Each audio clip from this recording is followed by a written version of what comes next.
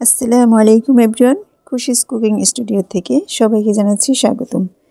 বাজারে আজকাল পাওয়া যায় হরেক রকম সবজি এবং এর থেকে বানানো যায় হরেক রকমের রেসিপি। আমি আজকে আপনাদের বাঁধাকপি দিয়ে আর মসুর ডাল দিয়ে অসাধারণ একটি রেসিপি নিয়ে এসেছি।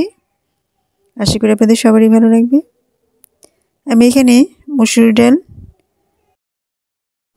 কিছুক্ষণ ভিজিয়ে রেখে এর সাথে কিছু কাঁচামরিচ দিয়ে ব্লেন্ডার করে নিয়েছি। এখানে এতে দিয়ে দিচ্ছি পেঁয়াজ কুচি, আর এই হচ্ছে বাঁধাকপি কুচি কুচি করে কেটে দিয়েছি। আরও দিচ্ছি আমি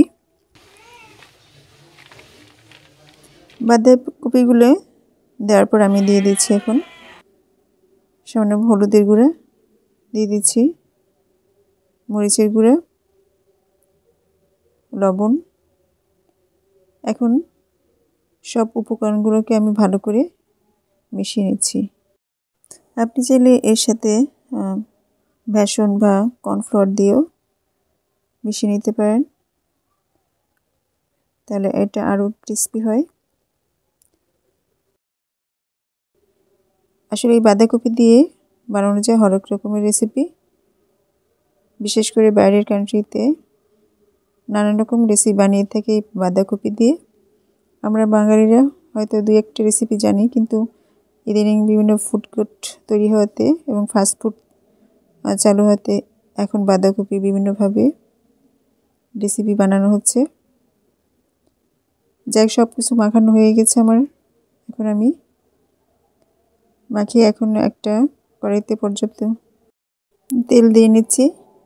তেলটা দিয়ে গরম হলে আমি এখন চামচ দিয়ে অল্প অল্প করে সব উপকরণগুলো দিয়ে একটু চেপে চেপে গোল করে দিচ্ছি। এভাবে আমি একটা একটা করে দিয়ে দিচ্ছি। আমার সবগুলো দেওয়া হয়ে গেছে। এখন কিছুক্ষণ জাল করার পরে আমি এখন এটাকে উল্টিয়ে দিচ্ছি। সবগুলো উল্টিয়ে আমি আরেকটু ভেজে নেব। কিছুক্ষণ আবার ভেজে আমি এখন আবার উল্টিয়ে দিচ্ছি।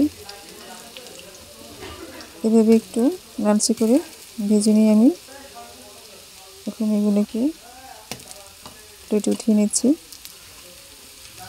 দেখুন কতটা ক্রিস্পি হচ্ছে, এবং আপনি এটা গরম গরম সাথের সাথে বা ভাতের সাথে খেতে পারেন।